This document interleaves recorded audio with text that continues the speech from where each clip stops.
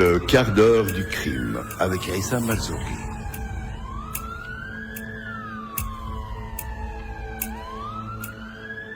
Aujourd'hui, Albert de Salvo, l'étrangleur de Boston.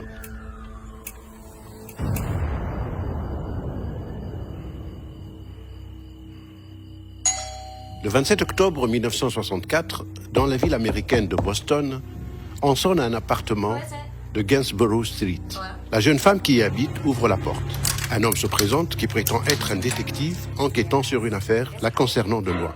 Sans méfiance, la femme fait entrer chez elle Albert de Salvo, plus connu sous le surnom de l'étrangleur de Boston.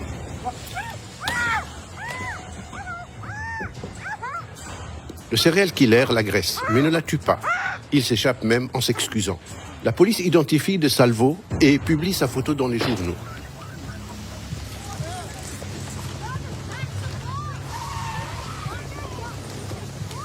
Plusieurs femmes le reconnaissent alors pour être leur agresseur. L'affaire de l'étrangleur de Boston vient de se déclencher.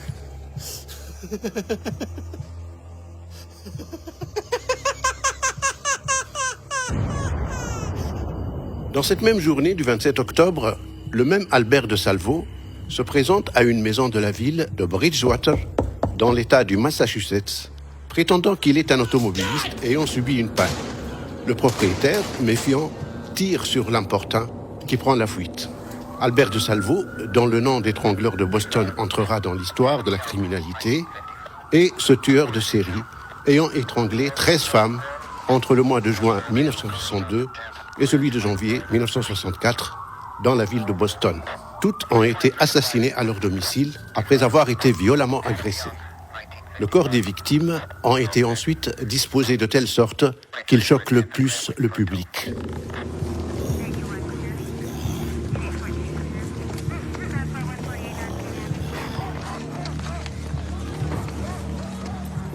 Il semblerait que le meurtrier arrivait sans difficulté à pénétrer dans les appartements de ses victimes, en se faisant passer pour un démarcheur qui travaille pour le compte d'une société recrutant des mannequins.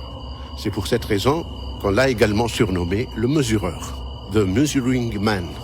De même, il se faisait passer pour un réparateur, d'où son autre surnom d'homme en vert ou d'homme vert, The Green Man, en référence à la couleur de la tenue de réparateur qu'il mettait afin de s'introduire chez ses futures victimes.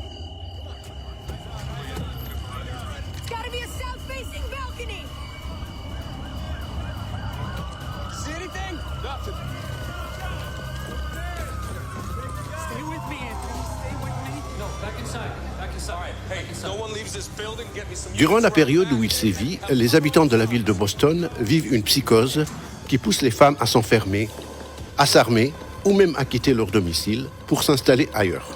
Toutefois, l'enquête sur les meurtres de l'étrangleur connaît d'abord une confusion si importante qu'elle retarde la découverte d'indices solides sur la culpabilité d'Albert de Salvo. Au départ, la police penche plutôt pour l'hypothèse de la culpabilité de plusieurs meurtriers. On commence d'abord par désigner le tueur sous le nom de l'étrangleur fou de Boston, The Mad Strangler of Boston, puis on le surnomme le fantôme démon, Phantom Fiend, ou l'étrangleur fantôme, Phantom Strangler. La presse va s'emparer de l'affaire et appellera le tueur, tour à tour, l'étrangleur, puis l'étrangleur de Boston. Ce surnom est surtout consacré par l'enquête des journalistes Loretta McLaughlin et John Cole dans le journal Record American. La police privilégie d'abord l'hypothèse de l'existence de deux tueurs, car la configuration des crimes est différente. Une première série de meurtres concerne 6 femmes âgées de 55 à 85 ans n'ayant pas subi de sévices sexuels. Puis une seconde série commence après 3 mois de répit, dont les victimes sont au nombre de 7 femmes plus jeunes et qui ont subi des agressions sexuelles. On recherche à identifier les points communs entre les victimes, par exemple, qu'elles font partie du corps médical et que 12 sur 13 aiment la musique classique, ce qui oriente la recherche vers les hôpitaux et les milieux des salles de concert. Autant de facteurs qui font piétiner l'enquête. Les meurtres ont également lieu dans différentes villes, soumises à différentes juridictions, d'où la nécessité de nommer un coordinateur des différentes polices en la personne du procureur général du Massachusetts, Edward W. Brooke. Ce dernier commet l'erreur de faire appel à un parapsychologue, Peter Hurkos, qui affirme, contre l'avis de la majorité de la population, ainsi que de celle de la police, qu'il s'agit d'un seul tueur, ce qui devient un sujet de débat. L'opinion de Hurkos est toutefois confirmée par le docteur James A. Russell, psychiatre et l'un des premiers profilers ayant étudié le profil des tueurs en série. À son actif, l'arrestation de George Metskay en 1957.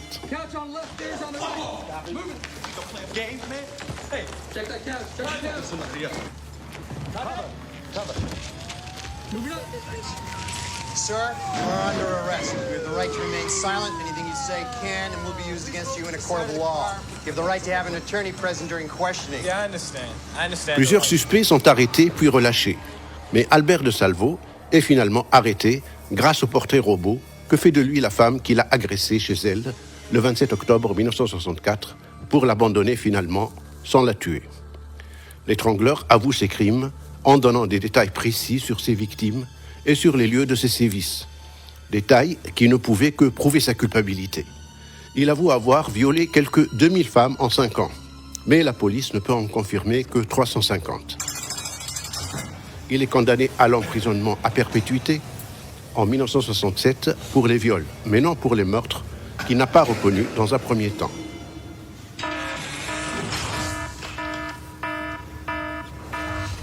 Au mois de février, il s'évade avec 2 co-détenus de l'hôpital de l'État de Bridgewater.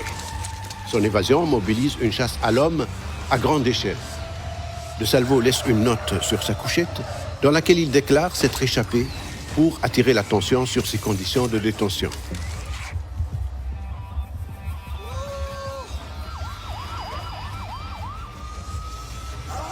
L'étrangleur se déguise, mais il se livre à la police sur les conseils de son avocat dès le lendemain. Il est transféré à la prison d'état de sécurité maximale de Walpole.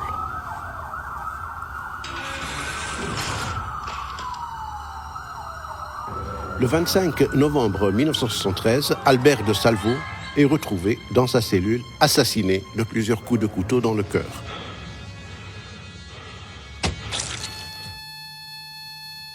On le soupçonnera de s'être mêlé à une histoire de trafic de drogue à l'intérieur de la prison. Mais on n'identifiera jamais son assassin.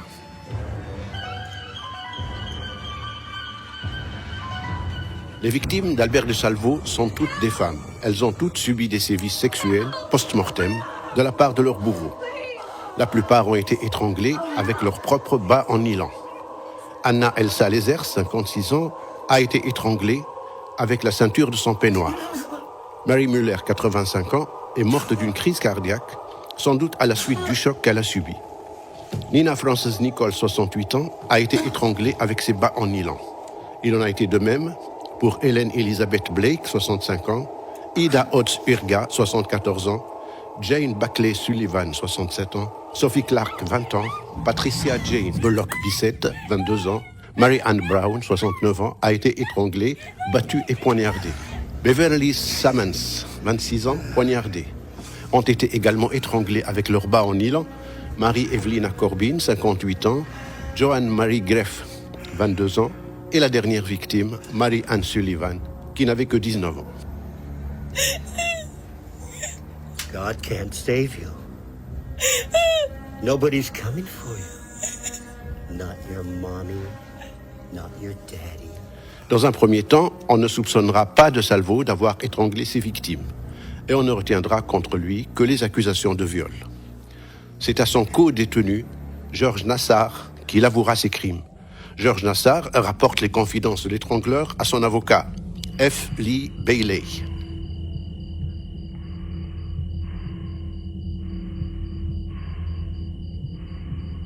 Ces crimes seront racontés par l'avocat dans son livre publié en 1971, La défense ne se repose jamais. The Defense Never Rests.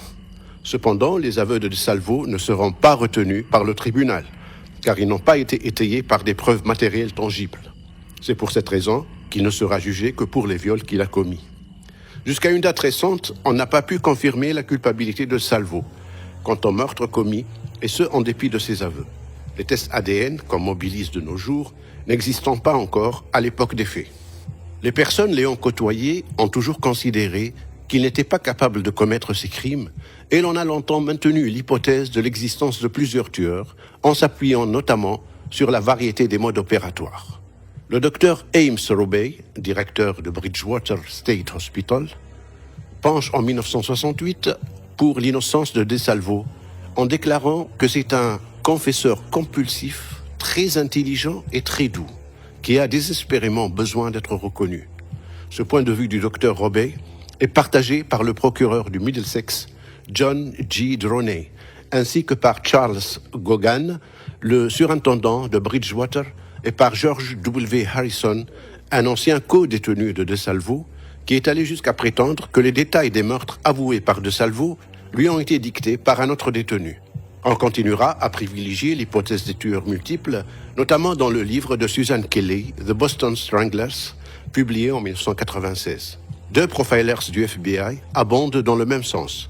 John E. Douglas considère dans son livre The Cases That Haunt Us que DeSalvo est un violeur motivé par la notion de puissance et que ce type psychologique ne tue pas de la manière dont sont morts les victimes. Le second profiler, Robert Ressler, écrit « Quand on croise autant de modèles différents de meurtres, il est inconcevable d'un point de vue comportemental que tout cela puisse correspondre à un seul individu. Toutefois, en juillet 2013, après l'exhumation du corps de DeSalvo et la comparaison de son ADN avec des traces de l'ADN prélevées sur le lieu du meurtre de Mary Sullivan, sa dernière victime, le procureur du comté de Suffolk, celui du Massachusetts, ainsi que le commissaire de police de Boston, annoncent que la preuve scientifique est enfin faite sur la culpabilité de DeSalvo dans le meurtre de Mary Sullivan. Notons pour finir que l'histoire de l'étrangleur de Boston a inspiré plusieurs films, dont en 1968, celui réalisé par Richard Fleischer avec Tony Curtis dans le rôle principal. Ainsi qu'en 1969, la chanson des Rolling Stones, Midnight Rambler.